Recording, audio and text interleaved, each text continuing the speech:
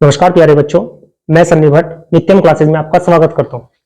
तो जैसा कल उदयवीर सर ने कमेंटमेंट किया था कि भाई पेपर का सॉल्यूशन देंगे हम, तो आज मेरे पास ये यूपी बोर्ड का पेपर है केमिस्ट्री का। मेरे पास जो सेट है ये है भाई 347 जेई 347 जेई। इसका सॉल्यूशन देखेंगे हम 347 जेई। पेपर का अगर लेवल देखें, लेवल नॉर्मल रहा। तो क्वेश्चन नंबर फर्स्ट कह रहा है किसी विलयन के अणु संख्या गुणधर्म निर्भर करते हैं तो विलय के कणों की संख्या पर, यानी इसका ऑप्शन नंबर जो होगा 1 सही है। दूसरा है KMnO4 में मैग्नीज की ऑक्सीकरण संख्या है, तो इसका KMnO4 इसकी ऑक्सीकरण संख्या पूछ रहा हमसे, तो 4 दूनी 8 और 1 7 यानी +7, यानी ऑप्शन नंबर कौन सा हो गया? इसका 4th सही हो गया।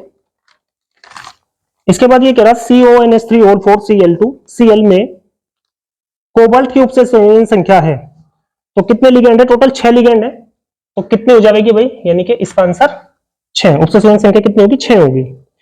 तीसरा कह रहा इटार्ड फोर्थ, इटार्ड अभिक्रिया में टॉलुइन को बेंजेल्डिहाइड में ऑक्सीकृत करते हैं, तो CrO2Cl2, यानी जो ऑप्शन सेकंड होगा वो इसका करेक्ट आंसर होगा। नेक्स्ट कह रहा है बेंजीन डाइएजोनियम क्लोराइड की अभिक्रिया अक्षारीय माध्यम में फिनोल से होने पर प्राप्त होता है, तो पैरा हाइड्रोक्सी एजोबेंजीन, यानी ऑप्शन नंबर सेकंड सही होगा। नेक्स्ट है 6, किस विटामिन की कमी से रतौंधी रोग होता है? बच्चों वाला क्वेश्चन पूछ लिया तो इसने विटामिन ए। चलो खैर, इस तरह से ये ऑब्जेक्टिव क्वेश्चन कंप्लीट हुआ। हमारा क्वेश्चन नंबर फर्स्ट कंप्लीट हुआ। इसके बाद बात करें हम क्वेश्चन नंबर 2। क्वेश्चन नंबर 2 का जो क्या पार्ट है, ये कह रहा मोलरता तथा मोललता के बीच अंतर को स्पष्ट कीजिए। तो मोलरता और मोललता दोनों में छोटा अंतर है भाई। अगर हम बात करें मोलरता कैपिटल एम, मोललता स्मॉल एम, यानी मोलरता क्या होगी? मोलरता होगी भाई विलय के कणों की संख्या, सॉरी विलयन में विलय के मोलों की संख्या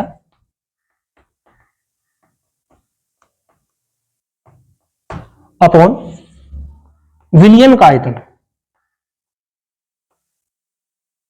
विलयन का आयतन, और आयतन किसमें होना चाहिए बेटा? आयतन होना चाहिए भाई लीटर में। यहीं पर अगर बात करें मोललता की, तो मोललता क्या होगा? मोललता हो जाएगा सेम, यानी कि विलय के मोलों की संख्या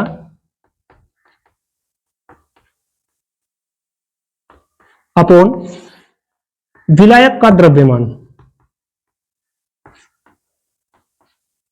विलायक का द्रव्यमान, और द्रव्यमान किसमें होगा भाई? द्रव्यमान होना चाहिए बेटा विलायक का किलोग्राम में। ये अंतर है, यानी मोलरता क्या रिप्रेजेंट करेगी? किसी 1 लीटर विलयन में उपस्थित विलय के मोलों की संख्या। वहीं पे मोललता क्या रिप्रेजेंट करेगी? मोललता रिप्रेजेंट करेगी 1 किलोग्राम विलायक में उपस्थित विलय के मोलों की संख्या। अगर बात करें मात्रक की, यानी इकाई की, इसका कितना हो जाएगा भाई? मोल पर लीटर। और यहां पर अगर बात करें किसकी भाई? मोललता की, तो इसका हो जाएगा भाई मोल प्रति किलोग्राम। इसके बाद इसी का सेकंड पार्ट पूछ रखा क्वेश्चन में, इनके मान तापक्रम में परिवर्तन के साथ किस प्रकार प्रभावित होते हैं?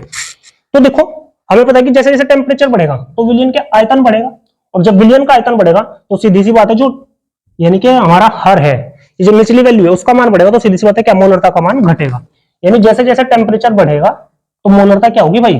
मोलरता घटेगी। तो यहां पे लिख सकूंगा मैं इसको, ताप में वृद्धि करने पर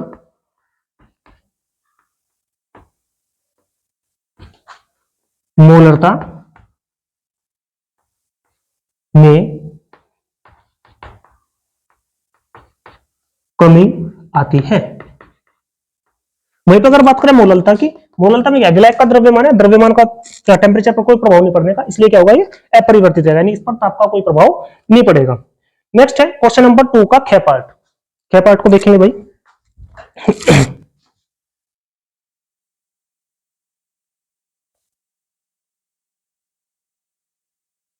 इसमें क्या रहा है?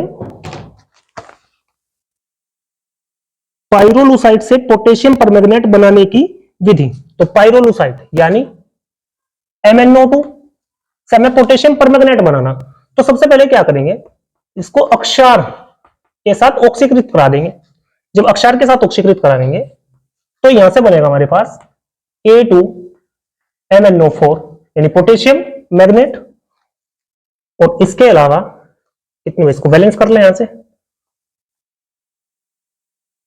Water H2O। अब अगर बात करें यहां पे जो पोटेशियम मैग्नेट बना ये वाला, इसका क्लोरीनीकरण करा दें, K2MnO4 का क्या करा दें भाई, क्लोरीनीकरण। तो यहां से क्या बन जाएगा, ये वाला 2KCl अलग, बैलेंस करने के लिए यहां पे 2 लिख दे रहा मैं यहां पे, और यहां पे क्या बचा हमारे पास, यहां पे बचा KMnO4, और ये क्या है हमारा पोटेशियम परमैंगनेट। इस तरह से बना सकते थे आप पाइरोलोसाइट से पोटेशियम परमैंगनेट, यानी 2 समीकरण थे इसमें। नेक्स्ट इसी में पूछ रखा इसने आगे, परमैंगनेट आयन का संरचना सूत्र। तो परमैंगनेट आयन क्या होगा भाई, परमैंगनेट आयन होगा MnO4 नेगेटिव। तो यानी यहां पे मैग्नीज के साथ जो 3 ऑक्सीजन होंगे वो डबल बॉन्ड से रिलेट रहेंगे, और जो एक ऑक्सीजन है वो सिंगल बॉन्ड से रिलेट रहेगा, उस पर क्या होगा, नेगेटिव चार्ज होगा। ये संरचना होगी भाई किसकी, परमैंगनेट आयन की। नेक्स्ट है क्वेश्चन नंबर ग, यानी कि दूसरे का ग पार्ट। इसने कहा उपसंयोजन यौगिकों में आयनन समावयवता तथा बंधनीय समावयवता को उदाहरण सहित समझाइए। तो समझेंगे भाई,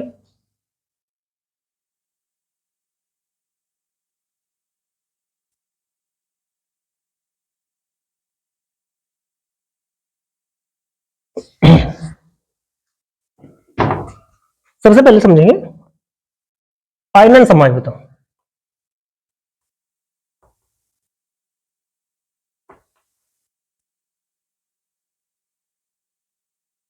देखो मैंने आपके सामने एक उपसंयोजन यौगिक लिखा, आयनन समावयवता क्या होगी समझे। आयनन समावयवता होगी कि जिसमें अवयवों की संख्या तो होगी सेम, या अवयव तो होंगे सेम, लेकिन क्या होगा अगर उनको जल में के विलयन में अपघटित कराया जाए तो क्या होंगे, वो अलग अलग आयन देंगे। तो जैसे मैंने एक यहाँ पे आपके सामने लिखा, ये उपसंयोजन यौगिक है, तो अगर इसको अपघटित करावें आप तो यहां से ये 2 प्रकार के बना सकेगा आयन, यानी पहला बनाएगा यहां से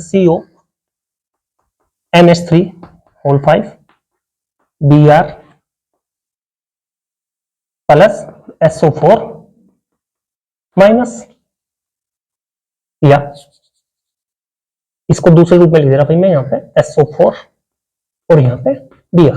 आप देख रहे कि यहां पे अवयव cobalt cobalt, ammonia ammonia, bromine bromine, sulphate sulphate, लेकिन यहां पे क्या होगा, ये संकुल के अंदर है और ये संकुल से बाहर है। तो अगर हमारे पास ऐसे यौगिक है वो कहलावे हमारे आयनन समावयवी यौगिक, और उनका ये गुण कहलावेगा हमारा आयनन समावयवता।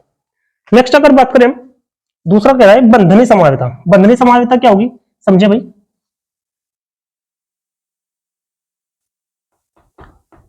मान लिया हमारे पास एक कंपाउंड है भाई ये वाला, बंधनीय समावयवता होगी कि अगर हमारे पास कोई ऐसा कंपाउंड है कि जिसमें एक लिगेंड केंद्रीय धातु परमाणु को इस तरह से इलेक्ट्रॉन युग्म दे सके कि एक कंपाउंड बनाने में तो उस लिगेंड का एक एटम या आयन इलेक्ट्रॉन युग्म दे रहा हो, या और दूसरा यौगिक बनाने में उसका दूसरा, एग्जांपल से समझेंगे यहां पे, इसकी संरचना बना दे रहा मैं, CO केंद्रीय धातु परमाणु है, अमोनिया कितने मोलिक्यूल है 5 है, तो भाई पहला NH3 यहां पे होगा, दूसरा NH3 यहां पे, तीसरा NH3 यहां पे, चौथा NH3 यहां पे, 1 2 3 4, के बाद भाई पांचवा यहां पे, और इसके बाद जो बचा हमारे पास यानी NO2 वो यहां पे। तो यहां पे हमने एक संरचना बनाई इसकी इस प्रकार से। इसमें क्या हो रहा, जो 5 अमोनिया के उनमें नाइट्रोजन परमाणु इसको दाता युग्म केंद्रीय धातु परमाणु को इलेक्ट्रॉन युग्म दे रहा, लेकिन यहाँ पे देख रहे हैं जो ये वाला नाइट्रोजन है ये दे रहा, लेकिन अगर इसके अलावा इसकी संरचना दूसरी बना दूं, कैसे भाई, सेम कोबाल्ट है, यहाँ पे NH3, यहाँ पे NH3, यहाँ पे NH3, एक NH3 है, एक NH3 है। अब देखो NO2, तो इस बार जो लिगेंड है NO2, उसका ऑक्सीजन परमाणु यानी ONO, इस बार जो लिगेंड इलेक्ट्रॉन युग्म दे रहा वो नाइट्रोजन ना देकर के कौन दे रहा, ऑक्सीजन दे रहा। तो ये घटना कहलावे हमारी बंधनीय समावेशिता, और ये आपस में जो कंपाउंड है दोनों, ये कहलाएंगे हमारे बंधनीय समावेशी यौगिक। आई होप आपको समझ आ रहा होगा। नेक्स्ट क्वेश्चन है हमारा क्वेश्चन नंबर 2 का घ पार्ट। इसने कहा हेलो एल्केन में एक अणुक नाभिक रागी प्रतिस्थापन अभिक्रिया की क्रियाविधि का वर्णन कीजिए।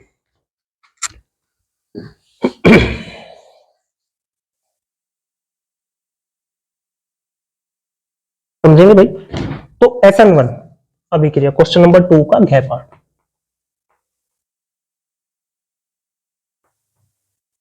SN1 अभिक्रिया, SN1 अभिक्रिया क्या होगी? सीधी सी बात है, ये अभिक्रिया दो पदों में पूर्ण होगी और इस अभिक्रिया की कोटि कितनी होगी? एक होगी। एग्जांपल के माध्यम से समझे, इसमें मान लिया कोई हेलो एल्केन है, हेलो एल्केन मींस RH।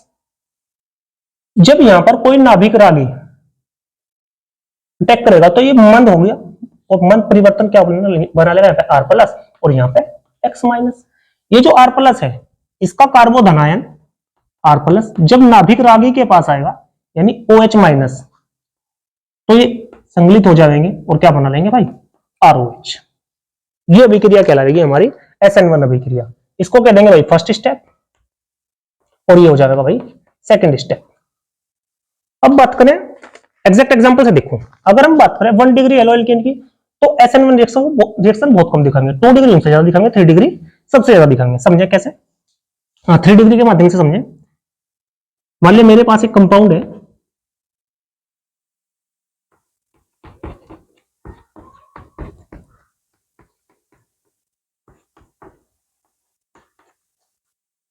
तो क्या होगा? यहां से मंद परिवर्तन होगा, ये वाला इलेक्ट्रॉन इस ब्रोमीन के पास है, और यहां से क्या होगा? ये एज इट इज भाई CH3, ये वाला C, यहाँ पे CH3 CH3, यहां से इसका इलेक्ट्रॉन गया तो कार्बोधनायन बना लेगा, और ब्रोमीन क्या बना लेगा भाई? Br- बना लेगा, ब्रोमाइड आयन बना लेगा। इसके बाद क्या होगा? ये कार्बोधनायन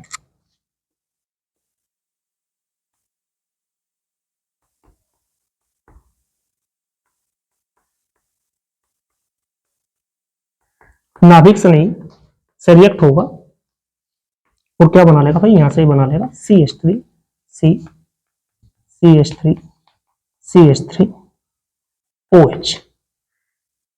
तो इस प्रकार से हम समझ सकेंगे SN1 अभिक्रिया को। नेक्स्ट है क्वेश्चन नंबर 3 का क्या है? अवाष्पशील विलय तथा वाष्पशील विलायक से बने विलयन के लिए राउल्ट के नियम की व्याख्या कीजिए। तो बड़े काम की बात कही भाई इसने,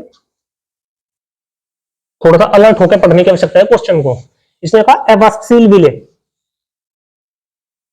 और वाष्पशील विलायक। तो राउल्ट ने एक बात कही थी, जो कंडीशन इसने क्वेश्चन में दी उसके लिए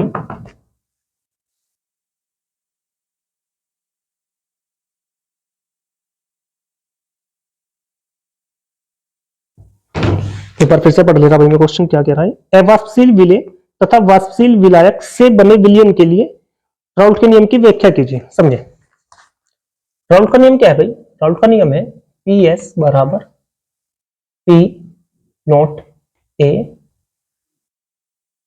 पाई A। समझे?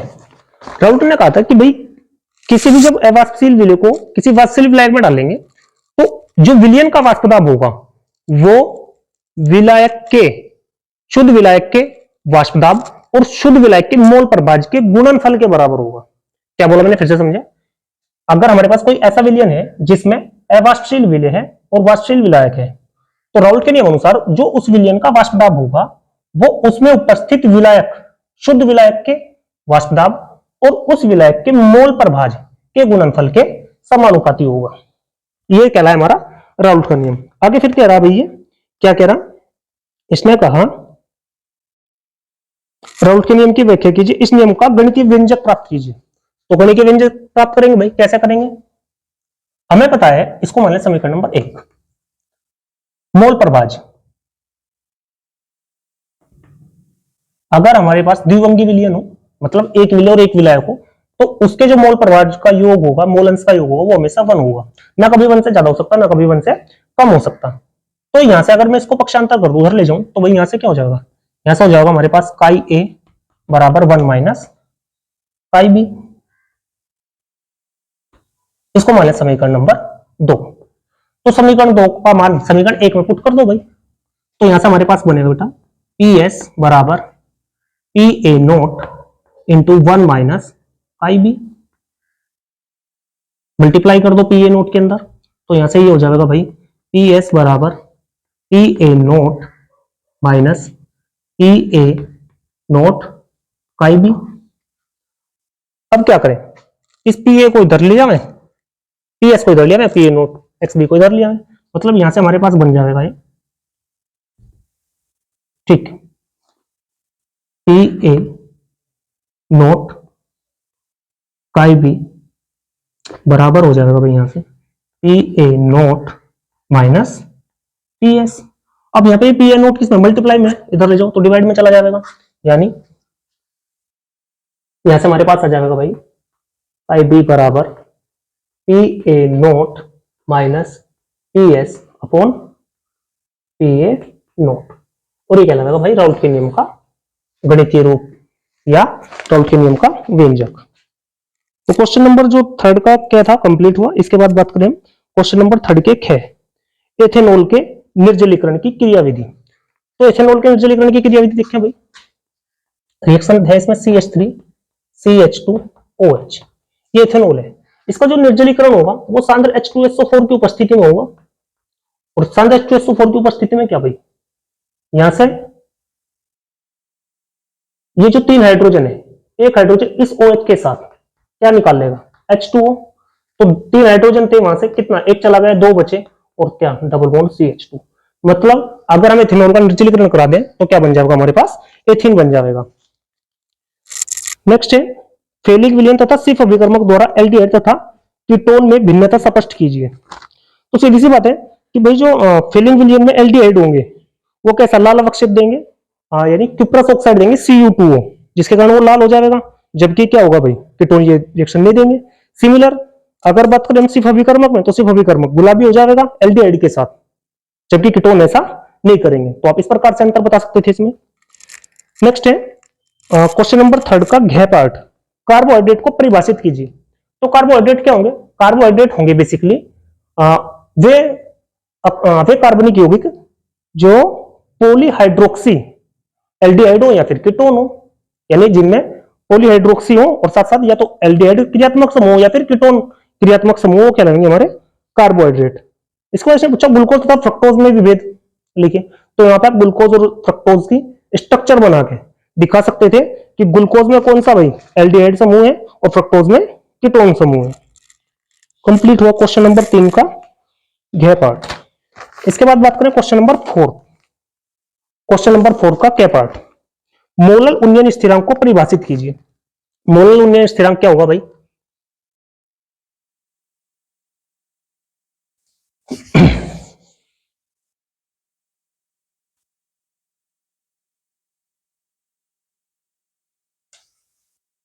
मोलल उन्नयन स्थिरांक होगा अगर हमारे पास कोई विलायक है, मोलल शब्द पर ध्यान दें आपको। मोलल उन्नयन स्थिरांक का मतलब है कि अगर विलायक का 1000 ग्राम है, उसमें विलय के जो मोलों की संख्या के कारण जो उसके क्वथनांक में वृद्धि होगी वो कहलाएगा हमारा मोलल उन्नयन स्थिरांक।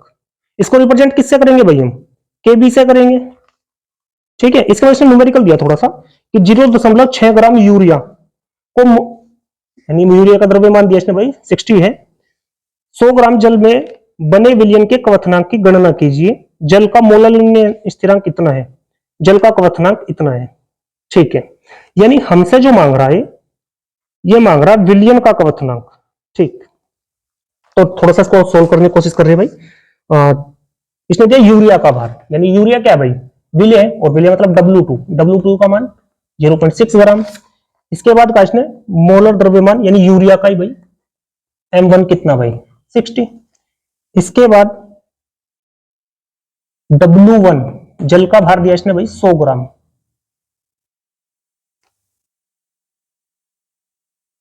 मोलल उन्नयन स्थिरांक का मान दिया, इसने Kb का मान दे दिया हमें भाई 0.52 केल्विन किलोग्राम मोल इनवर्स। जल का क्वथनांक, जल का क्वथनांक दिया भाई इसने, यानी शुद्ध विलायक का क्वथनांक, और शुद्ध विलायक होगा मतलब भाई टीबी नोट बराबर दे दिया इसने बेटा 373.15 केल्विन। तो हमारे पास क्या हो गया भाई, एक फॉर्मूला है, और वो फॉर्मूला क्या है कि अगर हमें कहीं पर डेल्टा टीबी याद होगा आपको, तो डेल्टा फॉर्मूला लिख दे रहा चलो, डेल्टा टीबी बराबर केबी इंटू W1 into 1000 upon W1 into M2 sorry M1। ये फॉर्मूला, अगर ये फॉर्मूला आपको याद है तो आसानी रही होगी, और अगर इस फॉर्मूले में कुछ गड़बड़ दिखाई दी होगी तो शायद आपको प्रॉब्लम आई होगी। चलो खैर सोल्व करने की कोशिश करें। तो डेल्टा टीबी चाहिए फिलहाल हमें यहां से, तो डेल्टा टीबी निकालने की कोशिश करें भाई। केबी की वैल्यू कितनी 0.52, W1 की वैल्यू कितनी भाई, W1 नहीं लिखे हम यहाँ पे कहीं, 100 दिया हुआ है भाई इसने, यहाँ पे गलत लिख गया क्या फॉर्मूले, W2 सॉरी W2 है भाई यहाँ पे ऊपर, W1 नीचे है, तो यहाँ पे ये रहेगा 0.6 इंटू 1000 अपॉन W1 का मान 100 इंटू M1 का मान कितना भाई 60। कैलकुलेट कर लो भाई, 2 जीरो से 2 जीरो कैंसल, 10 कितना 6 हो जाएगा, 6 से काटेंगे 1/10, तो यहां से हमारे पास वैल्यू है 0.052 अपॉन 10, 0. ठीक है यहाँ पे 0 नहीं सॉरी। अब जब 10 से इसको डिवाइड करेंगे तो हमारे पास ये वैल्यू आ जाएगी, यानी जो डेल्टा टीबी का मान आया सोल्व करने के बाद हमें आया डेल्टा टीबी बराबर 0.052 केल्विन। लेकिन अभी ये आंसर नहीं है भाई, ये हमारे पास आया क्वथनांक का उन्नयन। उसने पूछा हमें जलीय विलयन के क्वथनांक का उन्नयन, अभी विलयन का नहीं आया, ये क्वथनांक का उन्नयन आया कि शुद्ध विलायक का कितना था और विलयन का कितना हुआ, उसका अंतर आया भाई। तो एक और फॉर्मूला है हमारे पास, क्या फॉर्मूला था भाई, वो था डेल्टा टीबी बराबर टीबी माइनस टीबी नोट। ध्यान से सुनिए, डेल्टा टीबी क्या है, क्वथनांक का उन्नयन है, टीबी क्या है, विलयन का क्वथनांक, विलयन का क्वथनांक है, और टीबी नोट क्या है, टीबी नोट है शुद्ध विलायक का क्वथनांक। तो यहां से डेल्टा टीबी की वैल्यू रखो भाई 0.052, टीबी मांग रहा हमसे जो का तो रखो, माइनस टीबी नोट की वैल्यू दी थी उसने, ये वाली थी भाई यहां से 373.15, पक्षांतर कर दो, इधर उठा ले जाओगे तो प्लस हो जाएगा, यानी यहां से टीबी बराबर आ जाएगा आपका, जोड़ दे रहा भाई मैं सीधा ही कहीं इसको, तो हो जाएगा 373.2, 5 और 5 10, 1 और 1 2 kelvin kilogram sorry kelvin answer. तो विलियन का जो क्वथनांक है वो कितना आ जाएगा, इतना जाएगा जो आपके सामने, समझ आया होगा आपको। नेक्स्ट कह रहा है विद्युत रासायनिक सेल तथा विद्युत अपघटनी सेल के बीच अंतर स्पष्ट कीजिए। तो विद्युत रासायनिक सेल क्या होंगे, विद्युत रासायनिक सेल वो होंगे जो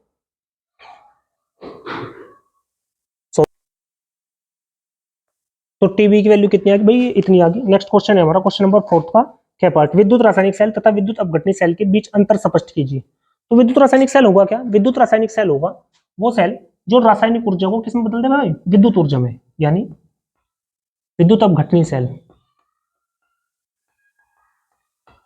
विद्युत अपघटनी सेल कैसे होंगे, ये वो सेल होंगे जो रासायनिक ऊर्जा को किसमें कन्वर्ट कर देंगे, विद्युत ऊर्जा में। सिमिलर दूसरा कहा इसने भाई, दूसरे कौन से कहा, गलती हो गई सॉरी, देख फ्लो टूट जाएगा अगर बाहर शोर हो गए। विद्युत रासायनिक सेल और विद्युत अपघटनी सेल के बीच अंतर, तो विद्युत रासायनिक सेल क्या होगा भाई, विद्युत रासायनिक सेल होगा, विद्युत रासायनिक सेल, विद्युत रासायनिक सेल होंगे वे सेल होंगे जो रासायनिक ऊर्जा को विद्युत ऊर्जा में कन्वर्ट कर देंगे।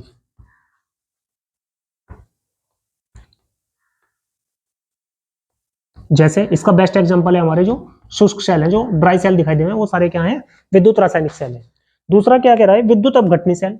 विद्युत अपघटनी सेल जस्ट इसके उल्टे भाई, विद्युत अपघटनी सेल होगा कौन सा, जो विद्युत ऊर्जा को रासायनिक ऊर्जा में परिवर्तित कर देगा, वो कहलाएंगे हमारे विद्युत अपघटनी सेल। इसके बाद क्या कह रहा है भाई, कोलराउस का नियम। तो कोलराउस का नियम समझेंगे।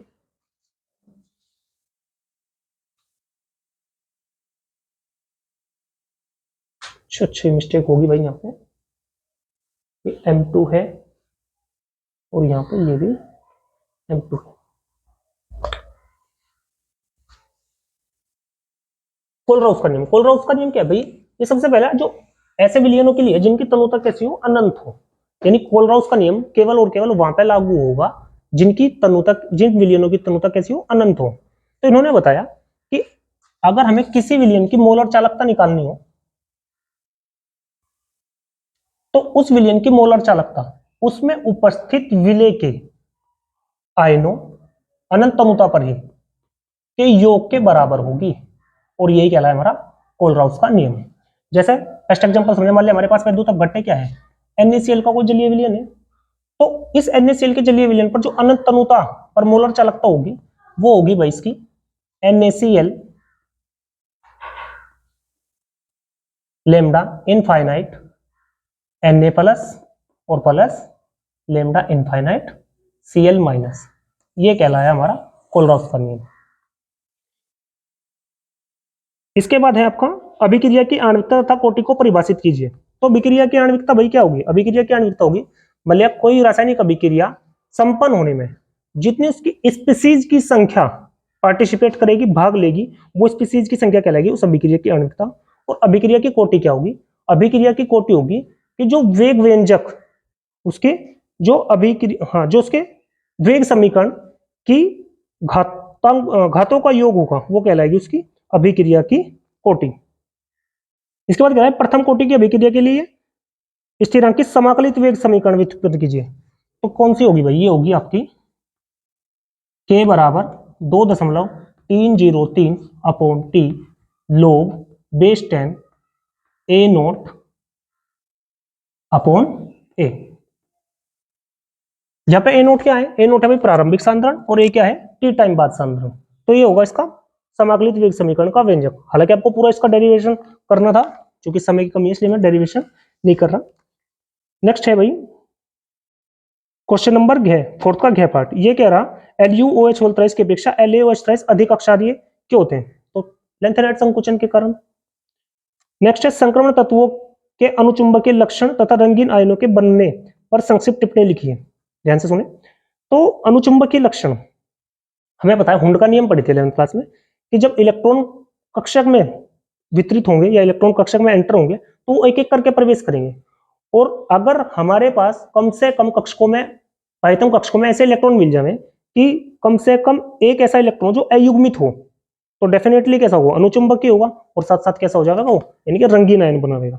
और ये सारी कंडीशंस कौन, संक्रमण तत्व फॉलो करें। इसलिए संक्रमण तत्वों के जो यौगिक होंगे या आयन होंगे, वो सारे एक सारे अनुचुंबकीय या रंगीन होंगे। नेक्स्ट है ईंधन सेल क्या होते हैं। ईंधन सेल होंगे कि जो, जैसे ईंधन सेल होंगे कि ईंधन के दहन से जो रासायनिक ऊर्जा बनेगी, उस रासायनिक ऊर्जा को वो विद्युत ऊर्जा में कन्वर्ट कर सकेंगे। इसके बाद कह रहा साधारण सेल की तुलना में H2O2 ईंधन सेल के दो लाभों का वर्णन कर लिए होंगे आप लोग निम्नलिखित। नेक्स्ट है क्वेश्चन नंबर 5 का सेकंड पार्ट। निम्नलिखित सेल के विद्युत वाहक बल की गणना कीजिए। नेक्स्ट समीकरण से आसानी से हो सकता था। नेक्स्ट है 5 का ख पार्ट। किसी अभिक्रिया के वेग पर ताप का क्या प्रभाव होता है। एक प्रथम कोटि की अभिक्रिया, इसको क्या कर सके हम, अर्धायुकाल, और ये प्रथम कोटि की अभिक्रिया, हाँ, अर्धायुकाल और ये वेग व्यंजक, ये समाकलित वेग समीकरण, इन दोनों की मदद से इसको भी कर सकते थे। नेक्स्ट है 5 का गे पार्ट। गे पार्ट में कह रहा CrNH3 होल 6 +3 आयन अनुचुंबकीय है, जबकि NiCN4 प्रतिचुंबकीय है। सेकिटावा सिद्धांत के आधार पर समझाइए। अच्छा क्वेश्चन है, इसको समझें।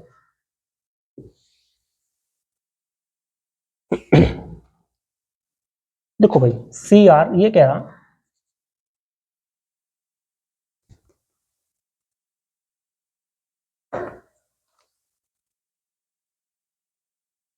ये है अनुचुंबकीय,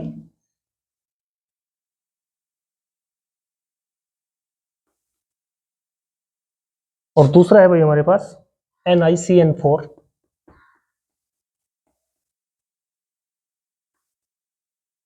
+2, ये है प्रतिचुंबकीय। तो हमें जो इसकी व्याख्या करनी थी वो करनी थी वीबीटी थ्योरी, यानी वैलेंस बॉन्ड थ्योरी या संयोजकता आबंध सिद्धांत के आधार पर। तो समझने की कोशिश करें। यहाँ पे क्या होगा, ये वाला जो लिगेंड है ये दुर्बल लिगेंड है, और दुर्बल लिगेंड होगा तो वहां पे हुंड का नियम पूरा पूरा लागू होगा। तो हुंड का नियम लागू होने के कारण यहाँ पे क्रोमियम के बाह्यतम कोष में इलेक्ट्रॉन अयुग्मित मिल जाएंगे, और जब अयुग्मित इलेक्ट्रॉन मिल जाएंगे तो इसी कारण इसकी प्रकृति कैसी हो जाएगी भाई, अनुचुंबकीय है। सिमिलर यहाँ पे बात करें हम साइनाइड की, तो साइनाइड एक परबल लिगेंड है, और परबल लिगेंड क्या करें, हुंड के नियम का विरोध कर देवे या हुंड के नियम को तोड़ देवे। तो इस कारण से क्या हो जाएगा कि निकल का जो परमाणु होगा उसमें बैक पे उसके बाह्यतम कोष के इलेक्ट्रॉन में बैक पेयरिंग हो जाएगी, और बैक पेयरिंग होने की वजह से क्या हो जाएंगे, सारे के सारे इलेक्ट्रॉन युग्मित हो जाएंगे। अब जब इलेक्ट्रॉन सारे युग्मित हो जाएंगे तो उसकी प्रकृति कैसी हो जाएगी, प्रतिचुंबकीय हो जाएगी। नेक्स्ट है निम्नलिखित उपसैचुरेशन यौगिकों के आईयूपीएसी नाम लिखिए। तो पहले वाले का नाम होगा भाई potassium di aqua di oxalato chromate third. Next है दूसरा बे, इसका होगा भाई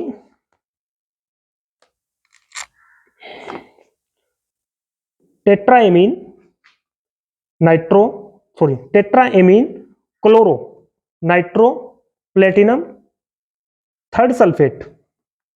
इसके बाद क्वेश्चन नंबर ग, फोर्थ का ग पार्ट, ये कह रहा न्यूक्लिक अम्ल क्या है, डीएनए थ्योरेटिकल है, कर ली होंगे इसको। प्रोटीन की प्राथमिक द्वितीयक संरचना, इसके भी खुद ही कर ली होंगी। इसके बाद आ जाए क्वेश्चन नंबर 6 का क पार्ट, ये कह रहा हेलो एरिनो की नाभिक रागी प्रतिस्थापन अभिक्रियाओं में अनुनाद को समझाइए। क्लोरोबेंजीन का उदाहरण देते हुए निम्नलिखित पर संक्षिप्त में लिखिए। चलो खैर पहले इसका फर्स्ट पार्ट करेंगे, 6 का क, हेलो एरिनो की नाभिक रागी प्रतिस्थापन अभिक्रियाओं में अनुनाद प्रभाव को समझाइए। हेलो एरिन, हम क्लोरोबेंजीन की बात कर रहे हैं। तो इसमें पढ़े थे आप क्लोरोबेंजीन का कैनोनिकल प्रभाव, और वो जो कैनोनिकल प्रभाव है टोटल 5 स्ट्रक्चर बनेंगी, और ये 5 स्ट्रक्चर की वजह से जो ये अनुनाद प्रभाव होगा इससे हम एलोएरिनो के नाभिक रागी प्रतिस्थापन अभिक्रियाओं को समझ सकेंगे। समझे, हमें पता है भाई क्लोरीन के बाह्यतम कोष में 7 इलेक्ट्रॉन है, उन 7 में से एक का यूज कर चुका वो इस कार्बन के साथ, तो कितने बचे भाई, 6 बचे, मैंने यहाँ पे दिखा दिए 6 इलेक्ट्रॉन ही है। अब क्या होगा यहाँ पे, ये वाला जो क्लोरीन का इलेक्ट्रॉन युग्म है ये कहां पर, इस कार्बन पर अटैक करेंगे, और सिमिलर यहां से इस वाले कार्बन पर अटैक करेंगे। तो यहां से मैं इसकी दूसरी स्ट्रक्चर बना दे रहा, तो यहां से हो जाएगा भाई ये क्लोरीन एज इट इज, इसका पूरा एक इलेक्ट्रॉन जो पेयर है वो चला गया, और वहां से क्या हो जाएगा, डबल बॉन्ड। अब जो ये डबल बॉन्ड था ये यहां से कहां पर ट्रांसफर हो गया, ये कार्बन और क्लोरीन के बीच हो गया, जिससे क्या हुआ, यहाँ पर क्लोरीन पर प्लस आ गया भाई, और यहाँ पर क्या आ गया भाई, माइनस। अब क्या हुआ, ये जो डबल बॉन्ड था ये एज इट इज, और यहाँ पे ये डबल बॉन्ड था ये एज इट इज। अब यहाँ पे जो इलेक्ट्रॉन था वो कहां पर है, यहाँ पे आ जाएंगे भाई, यानी इलेक्ट्रॉन पेयर और साथ में माइनस। तो लगातार क्या होगा, यहाँ से यहाँ पर सेम, यहाँ से यहाँ, यहाँ से यहाँ, यहाँ से यहाँ, फिर से बाद में। तो मैं फाइनल स्ट्रक्चर बना दे रहा सबसे लास्ट वाली। तो लास्ट में क्या होगा, ये सारे जो डबल बॉन्ड वाले या सिंगल बॉन्ड वाले हैं सारे क्या हो जाएंगे भाई अपने आप में ये, यानी कि जो कंडीशन जहां पे डबल थी वहां पे सिंगल बॉन्ड बन जाएगा, और जहां पे सिंगल था वहां पे डबल बॉन्ड बन जाएगा। तो फाइनल बना दे रहा भाई मैं इसको। तो ये जो इलेक्ट्रॉन युग्म ये अपना काम करिए क्लोरीन के एज इट इज रहेंगे यहाँ पे, और क्लोरीन के जहां पर सॉरी बेंजीन रिंग में जहां पर डबल बॉन्ड था वहां पे सिंगल, और जहां पे सिंगल था वहां पे क्या हो जाएगा, डबल बॉन्ड हो जाएगा। इसको क्या देंगे हम भाई, क्लोरोबेंजीन का कैनोनिकल प्रभाव या अनुनाद प्रभाव। नेक्स्ट कह रहा है क्लोरोबेंजीन का उदाहरण देते हुए निम्नलिखित पर संक्षिप्त टिप्पणी लिखिए। तो पहला कह रहा है वोल्टेज फिटिंग अभिक्रिया। वोल्टेज फिटिंग अभिक्रिया क्या होगी भाई, इसमें कोई एक हेलो एल्केन लेंगे हम, लाइक यहाँ पे लिया मैंने ब्रोमोमीथेन, इसकी क्रिया किससे, सोडियम मेटल से करा देंगे Na। दूसरा यहाँ पे होगा हेलो एरिन, तो ब्रोमोबेंजीन ले लें भाई, यहाँ पे जो उत्प्रेरक का काम करेगा वो होगा भाई शुष्क ईथर।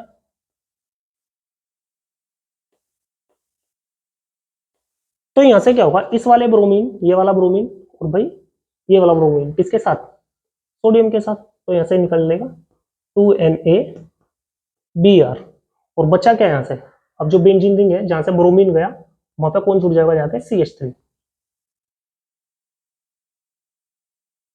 और ये बना रहेगा टॉलुइन।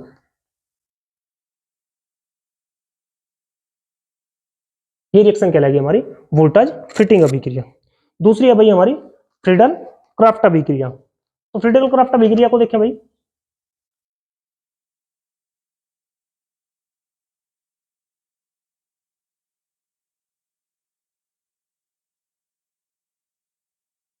चलो नीचे देख लेना जाएगा। तो फ्रीडल क्राफ्ट अभिक्रिया में होगा बेंजीन रिंग, भाई हमें पता है यहाँ पे एक CH तो मैं उसका हाइड्रोजन बाहर दिखा दे रहा, इससे भाई ये रिएक्शन करेगा ब्रोमोमेथेन से, तो इसका H और यहाँ पे Br, ये निकाल लेगा यहाँ से HBr, और CH3 कहाँ में जुड़ जाएगा जाकर के बेंजीन रिंग के साथ, फिर से क्या बना लेगा, टॉलुइन बना लेगा। यानी दोनों रिएक्शन में इसने हमसे टॉलुइन बनाया, टॉलुइन बनवाया।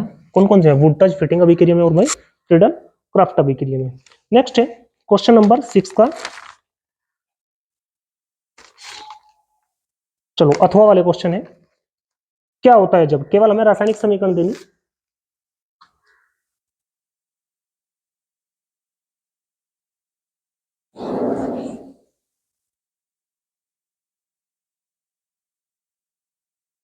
नंबर जो 6 का अथवा वाला पार्ट है, इसने कह रहा, ये कह रहा क्या होता है जब केवल रासायनिक समीकरण लिखी। तो फर्स्ट है इसका, एथिल ब्रोमाइड की अभिक्रिया सोडियम एथोक्साइड से होती है। तो एथिल ब्रोमाइड होगा भाई CH3 CH2Br, इसकी क्रिया कह रहा वो सोडियम एथोक्साइड, तो CH3 CH2ONa। तो यहां से क्या होगा, यहां से ये Na उसके Br के साथ अलग, यानी सोडियम ब्रोमाइड अलग, और बचा क्या यहां से, हमारे पास बचा CH3 CH2O CH2 CH3, मतलब डाई एथिल ईथर बन जाएगा। कब, जब हम ब्रोमीथेन की क्रिया किससे भाई, सोडियम एथोक्साइड से कराएंगे। नेक्स्ट सेकंड पार्ट है इसका, एथिल क्लोराइड की अभिक्रिया एल्कोहलिक KCN से होती है। तो एथिल क्लोराइड मतलब CH3 CH2Cl, किससे भाई, KCN से कह रहा है, कौन से, एल्कोहलिक। तो ये वाला क्लोरीन इस पोटेशियम के साथ KCl, और यहां से क्या होगा, यहां से होगा CH3 CH2Cl, यानी हमें मिलेगा साइनोएथेन। नेक्स्ट कह रहा क्लोरोबेंजीन की अभिक्रिया नाइट्रिक अम्ल से होती है। फर्स्ट है भाई, ये सेकंड है, और थर्ड की बात कर रहे हैं। तो क्लोरोबेंजीन, ठीक है, क्लोरोबेंजीन कैसा होगा भाई, क्लोरोबेंजीन होगा, बताइए इसकी क्रिया नाइट्रिक अम्ल कैसा भाई, HNO3, इस HNO3 को ऐसे लिख लें HNO2HO। तो यहां से क्या होगा,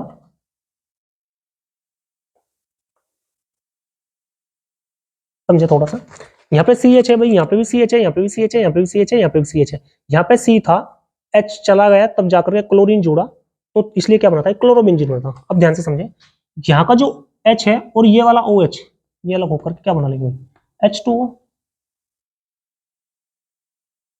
और यहाँ पे उसकी जगह जो वैलेंसी खाली हुई वहां पे कौन छूट जाएगा, NO2। सिमिलर दूसरा, यानी कि दो प्रोडक्ट मिलेंगे हमें यहाँ से, एक ऑर्थो नाइट्रोक्लोरोबेंजीन और दूसरा पैरा नाइट्रोक्लोरोबेंजीन। ये ऑर्थो नाइट्रोक्लोरोबेंजीन, ये पैरा नाइट्रोक्लोरोबेंजीन। नेक्स्ट है नॉर्मल ब्यूटिल क्लोराइड की अभिक्रिया एल्कोहलिक KOH से। तो normal butyl chloride, fourth CH3 CH2 CH2 CH2 Cl, इसकी क्रिया किससे भाई, ये कह रहा एल्कोहलिक KOH से, प्लस KOH, और कैसा भाई, एल्कोहलिक। तो यहां से इसको साफ कर दे रहा भाई मैं यहां से, तो ये वाला Cl इस K के साथ, यानी KCl अलग, इसके बाद यहाँ वाला H और यहाँ वाला, ये वाला H और ये वाला OH, ये बना लेगा HOH, यहां से क्या बना, बचा CH3 एज इट इज, ये वाला CH2 CH और यहां से डबल बॉन्ड CH2, मतलब क्या बना लेगा, ये बना लेगा भाई ब्यूट 2 इन। इसके बाद कह रहा एथिल ब्रोमाइड की अभिक्रिया शुष्क ईथर की उपस्थिति में मैग्नीशियम धातु से, क्या बोल,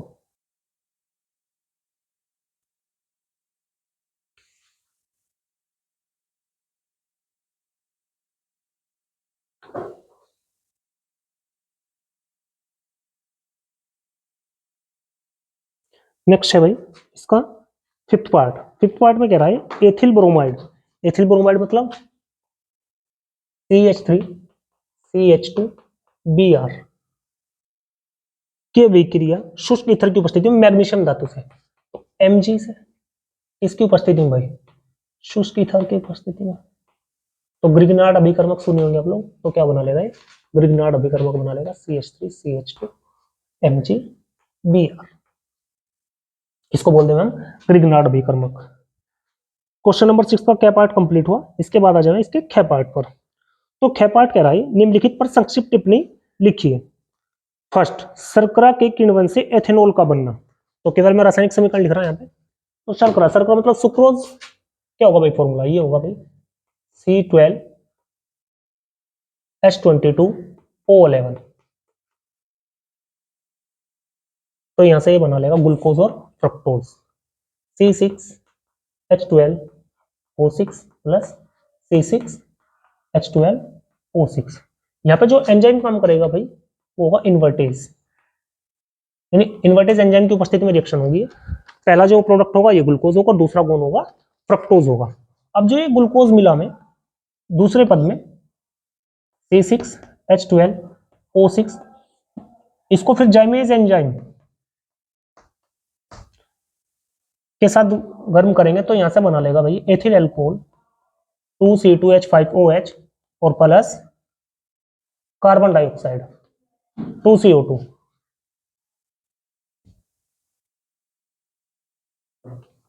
तो क्या बना लेगा भाई एथिल एल्कोहल तथा कार्बन डाइऑक्साइड, ये होगी किण्वन, शर्करा किण्वन से एथेनॉल का बनना।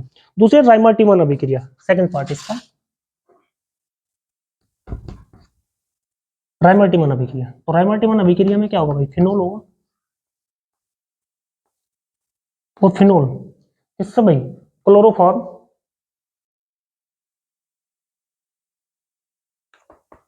CHCl3 और प्लस NaOH, तो यहां से ये बना लेगा बेटा 3NaH, यानी 3NaCl अलग, यहां से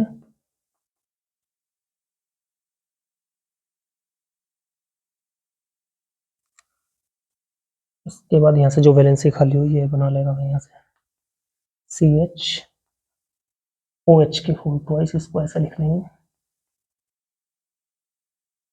और ये वापस से अपघटित होकर क्या बना लेगा, ये वाला OH, ये वाला H2O,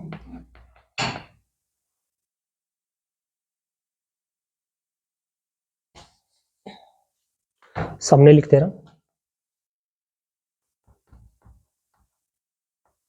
OH as it is,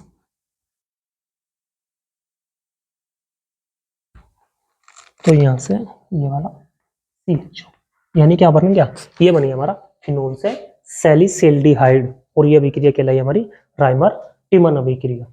next है विलियमसन संश्लेषण अभिक्रिया।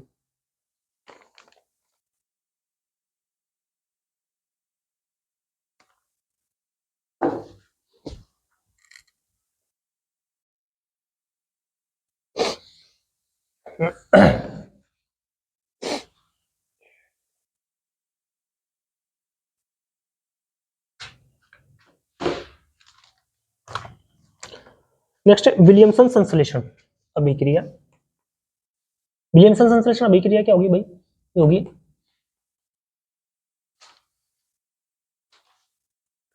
नेक्स्ट है भाई विलियमसन संश्लेषण अभिक्रिया। विलियमसन संश्लेषण अभिक्रिया क्या होगी, यानी sodium ethoxide CH3 CH2O Na इससे रिएक्ट होगा, ये होगा भाई आयोडोएथेन CH3 CH2I।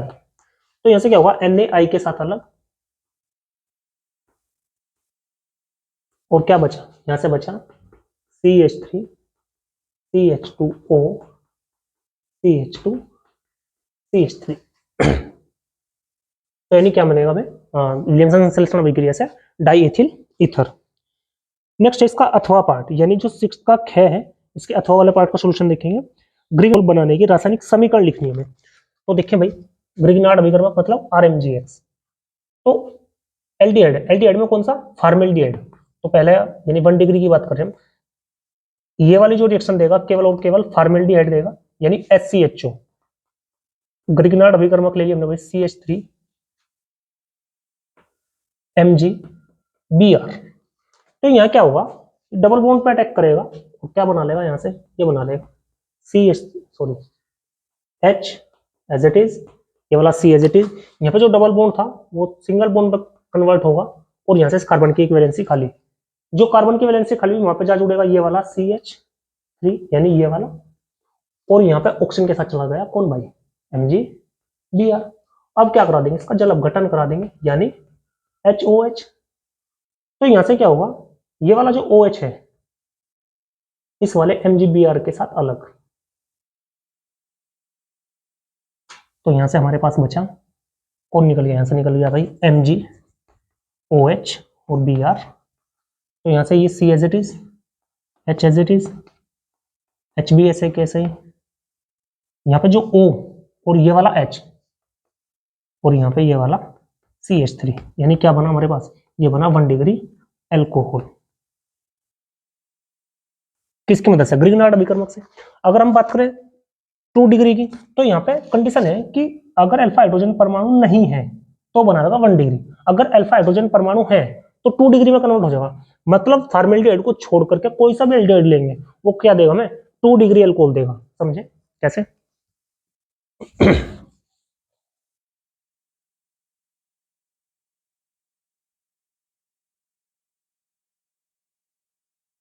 मान मैंने इस बार ले लिया एसिटाल्डिहाइड ले लिया CH3 CH2 sorry CH3 CHO, इससे भाई ग्रिग्नार्ड अभिकर्मक CH3 MgBr, बिल्कुल सेम रिएक्शन। तो यहां से ये बना लेगा भाई CH3 CHO MgBr, और यहाँ पे क्या निकल जाएगा CH3। अब इसका जल बटन करा देंगे यानी HOH। तो यहां से बिना भाई CH3 as it is CHOH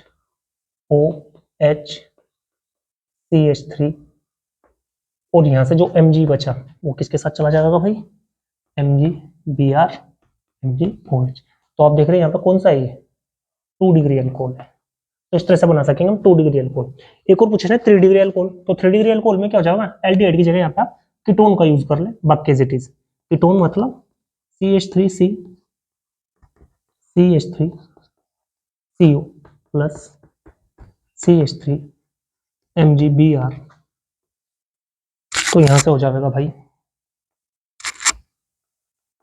CH3C CH3O MgBr, और यहां से CH3 सेम इधर लिख दे रहा भाई मैं। तो यहाँ पे क्या करेंगे आप, चल अब खत्म। तो ये वाला CH3 as it is C, यहाँ से OH, यहाँ से CH3, और यहाँ से ये वाला CH3। तो कितने डिग्री का एल्कोहल है भाई, 3 डिग्री एल्कोहल। तो इस तरह से बना सकेंगे हम 1 डिग्री 2 डिग्री और 3 डिग्री एल्कोहल, किसकी मदद से, ग्रिग्नार्ड अभिकर्मक की मदद से। नेक्स्ट क्या रहा है, निम्नलिखित को आप कैसे प्राप्त करेंगे, फिनोल से पिक्रिक अम्ल।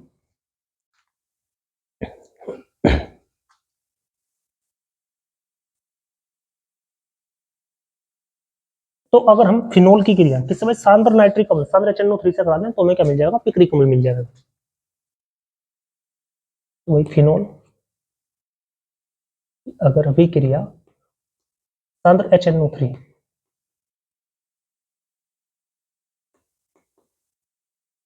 तय करा देंगे सांद्र H2SO4 की उपस्थिति में।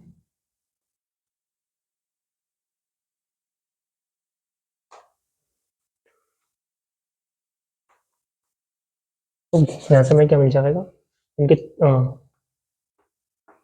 ठीक। तो 3 मॉलिक्यूल लेंगे भाई नाइट्रिक अम्ल के,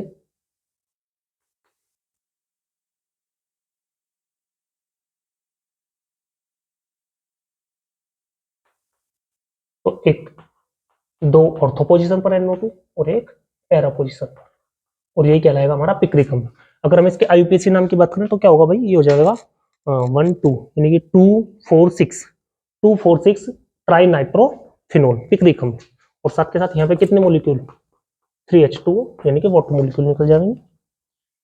नेक्स्ट है भाई एथेनॉल से मेथेनॉल। एथेनॉल CH3CH2OH, ऑक्सीकरण करा देंगे इसका। तो इसके ऑक्सीकरण से क्या सबसे पहले वाटर मॉलिक्यूल निकल जाएगा और एथिल अल्कोहल किस में कन्वर्ट हो जाएगा, ये हो जाएगा भाई एल्डिहाइड यानी एसिटाल्डिहाइड। फिर से ऑक्सीकरण करा देंगे तो ये बना लेगा CH3COOH यानी एसिटिक अम्ल। अब क्या करेंगे, इसकी क्रिया किससे, अमोनिया से करा दें NH3, तो ये बना लेगा CH3COONH4। अब